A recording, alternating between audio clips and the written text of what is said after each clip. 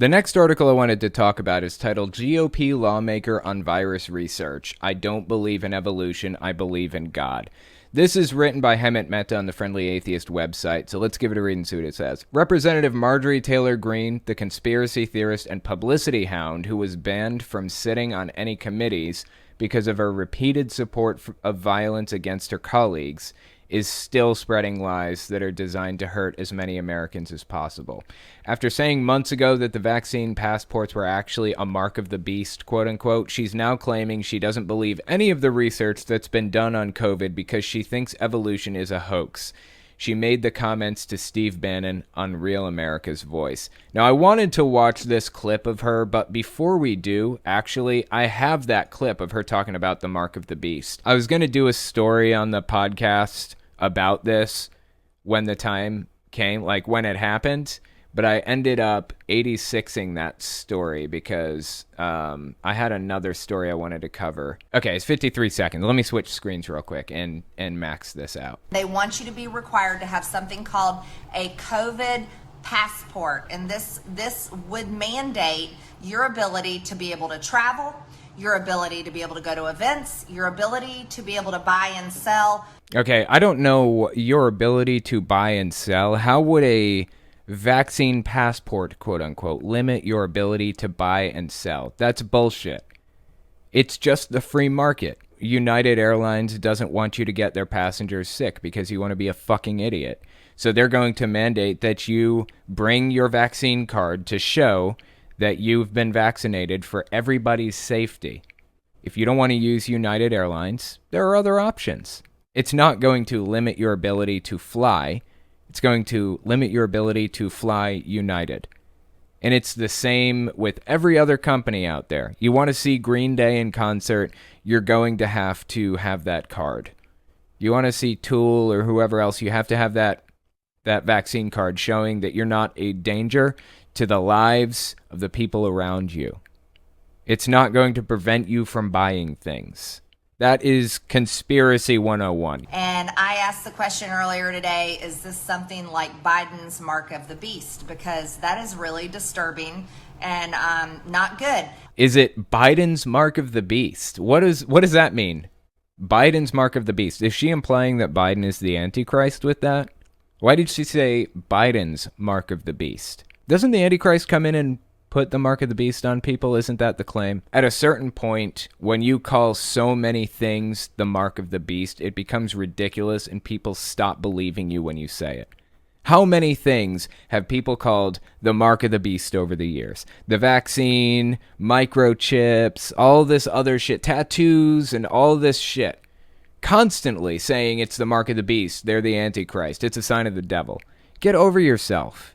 And not good. Oh, if you're going to come into the football game or the baseball game or the concert, you need your vaccine passport because we're trying to do a good job to keep everyone safe. This is what the Biden administration is trying to talk to these private companies into doing. Now, I don't know that Biden is talking any private companies into doing anything at all. I have no reason to believe that Biden has held any influence over that. Maybe he has, and I haven't heard about it. I don't know. But either way, it's not Biden's call. It's the private company's call. They can make that decision for themselves. We're trying to do a good job to keep everyone safe. She's framing this like it's a bad thing. Like, she's framing a good thing like it's a bad thing. Like, we're trying to keep everybody safe by making sure that everybody in the vicinity is vaccinated. And she's saying that like it's bad. What is wrong with this woman, really? These private companies into doing. Well, let's analyze that. You see, it's still the same thing. It's still fascism or communism, whatever you want to call it, but it's coming from private companies. So I have a term for that. I call it corporate communism. Okay, you can't have corporate communism like that. That's fucking absurd. That just tells me she doesn't understand what communism is in the first place. The fact that she even used that term. She has no idea what that is. So that brings us back to her latest clip that just came out the other day. This one was her decrying evolution, saying that it's fake, and it goes a little bit beyond that. So let's give this a listen and see what she had to say for herself. Dr. Anthony Fauci needs to get a lawyer because he is liable. I believe he's liable, criminally liable for what has happened with COVID-19. That's why I wrote the Fauci Act and introduced it back in early April. What do you mean criminally liable? That's where you're into a whole different category. Why do you say that about Dr. Tony Fauci? He's the Biden promoted him to chief medical advisor to the president. He's lauded as Saint Tony Fauci on TV every day. Why do you say you're just not for firing him? You're for bringing criminal. You think he ought to face criminal charges? Well, my Fire Fauci Act asked for a full investigation because we've suspected. Investigation into what? I mean, this dude, Fauci, was the head of the NIH, I believe, and came in and was the authority on the virus because, you know, when everything hit the fan, somebody had to handle things and had to guide the country through this huge fucking mess.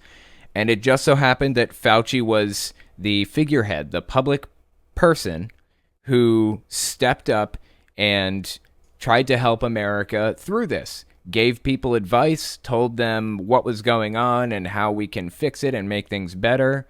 And as a result, he was pretty fucking popular. But she's saying he should be fired and held criminally liable for what happened, for a pandemic spreading. That's a fucking stretch. If anybody's going to be held criminally responsible for this, I would say it should be Donald Trump for firing the pandemic response team and throwing out and completely fucking ignoring the pandemic playbook that Obama left for the White House when this inevitably happened. If we're going to hold somebody criminally liable, it should be Trump. Fire Fauci Act asked for a full investigation because we've suspected all along that he is criminally liable. Here's why. If you go back, you can go back to 2012, you can go back to 2014, where Anthony Fauci was using American tax dollars and sending it to the Wuhan lab to fund this research that was. Okay, so this is a very specific claim. Let's break this down. I actually happen to know a little bit about this subject. Was Anthony Fauci sending money to the Wuhan lab for research? The Wuhan lab was receiving funding from the WHO and a bunch of other countries throughout the world to help research coronaviruses like SARS and MERS because they knew that it had a very high chance of being the next pandemic. We have known that a pandemic was going to hit the world at some point in the near future for a while now. This isn't news to people who were involved in this stuff, to people who were like working at the NIH, for example. That's why the US and the WHO and a bunch of other countries and organizations were funding research into these viruses so that we could come up with a vaccine if one came out and turned into a pandemic, as it did. Let's keep listening. Sending it to the Wuhan lab to fund this research that was creating viruses. No, that is not what the research was for. The research was not to create viruses. The money was to research coronaviruses, which already existed, and they knew they existed in bats. You can go all the way back to, I think there's like a Minute Physics video on YouTube from like 2015 talking about how the next pandemic will probably be from bats, and it will probably be the coronavirus. People have known about this for a very long time. It was only a matter of time before this happened. So that's just a straight up lie right there, what she said. Was using American tax dollars and sending it to the Wuhan lab to fund this research that was creating viruses. No, that's not what was happening. Why is there any need to create a virus that can spread rapidly through a population, make people sick and kill them? Well, I have to say, that's not what the research was doing. That's not what the money was for. It's just completely fabricated. So there's no point in even addressing it further. But to play devil's advocate, I have to say, I can see the value in researching something like that. If you so completely understand a virus that you could recreate it, then you could create vaccines for it or something similar. I don't think we should be creating viruses like that. It seems like a bad idea and a quick way to infect the world. But lucky for us, that's not what was happening. Make people sick and kill them. That's a bioweapon. So we need to be very clear about what was the intent of COVID-19 and these viruses that they experiment with, like some sort of Dr. Frankenstein experiments. These are bioweapons. There's no other reason to create a virus that makes people sick, spreads so quick, and kills people. They didn't create the virus. They didn't create it. It seems obvious to like me and like literally everybody else that that's the hang up here. That's where we can't meet. The fact that she believes that it was created and the rest of the fucking universe realizes that's not what happened. It was leaked at best. It was not created. There were papers released when all of this really started going down, like back in March. Scientific papers debunking the idea that it was man-made. Like I said, it's up in the air whether it was leaked from the lab where it was being studied, or if it really did come from a wet market or whatever else. Who fucking knows? But it wasn't man-made. According to the current science that we have right now, according to scientific research papers, it was not man-made. People. There's no other intent, but it's a bioweapon. And then our American. You don't buy. Hold on. Hang on. You don't buy the argument that say, hey, the gain of function is all because we got to take these viruses and we got to power them up to look for vaccines and to look for other solutions in case somehow they come up with this. You don't buy the logic of that. Is that what you're saying? The U.S. did not fund gain of function research. That is completely and totally debunked. Is that what you're saying?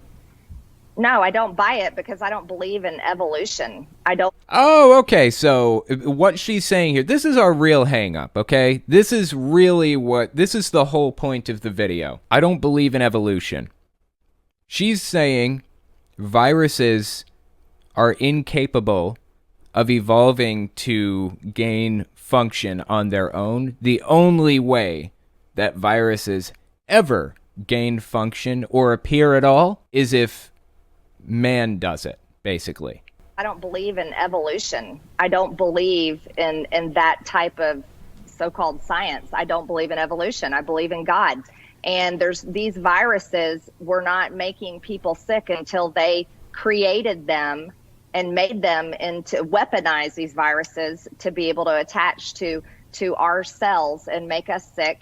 This has caused so many people to die all over the world. This is a bioweapon. Okay, so basically what I'm getting from this is that she thinks that Anthony Fauci is criminally liable for the pandemic because he supposedly personally funded gain-of-function research on the virus, and that's the only explanation for how the virus exists, because God doesn't create plagues, and evolution is fake. Am I picking this up correctly? Am I misinterpreting? I mean, what other explanation is there?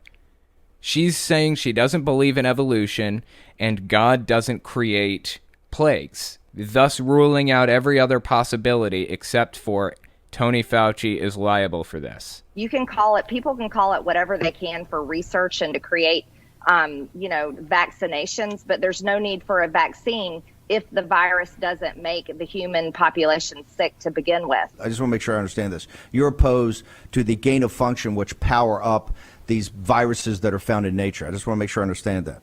Correct? Yes, that is exactly right. I'm not opposed to research. Of course, we need to research viruses. No, that's exactly what was happening. We were just researching viruses that already existed in nature. But I am opposed to creating viruses, and that's what they did. They created a virus, and this virus clearly escaped the Wuhan lab and killed people. No, that is just not true in any way.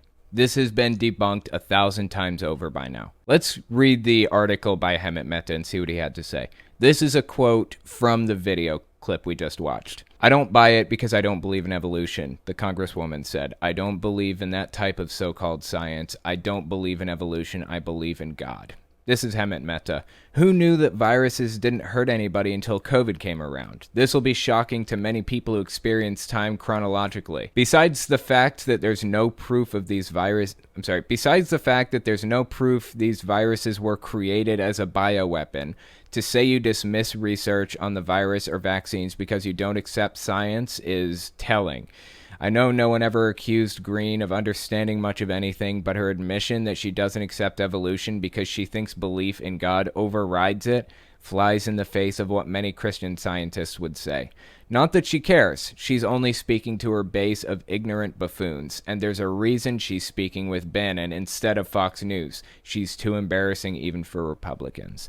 I think it's fascinating that she's rejecting this type of evolution. You know, basically every young earth creationist, everybody, like even the most fundamentalist, diehard, extremist Christian ISIS member, should accept some evolution. Most of them say they accept microevolution, quote unquote. There is no difference between microevolution and macroevolution. It's a term created by Christian extremists. But, you know, we'll go with it for a second. They accept microevolution, quote unquote, because there's no other way to describe what happens in nature. We have research papers that people have done on E. coli evolving brand new function out of 30,000 generations over the course of like 30 years or whatever. Because E. coli reproduces really, really, really quickly. There's a new generation every like few hours or something like that. So we can watch right in front of us as evolution takes place. We can watch the process unfold with our own two eyes. Christian fundamentalists explain that by saying it's microevolution. In reality, there's no difference between microevolution and macroevolution except time.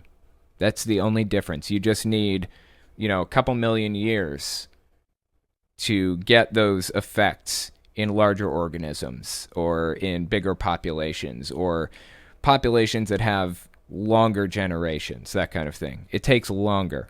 That's the only difference between micro and macroevolution. But she's saying she doesn't even accept the microevolution piece. She is actually not just in disagreement with Christian scientists, as Hemant Mehta says here. She is in disagreement with basically everybody.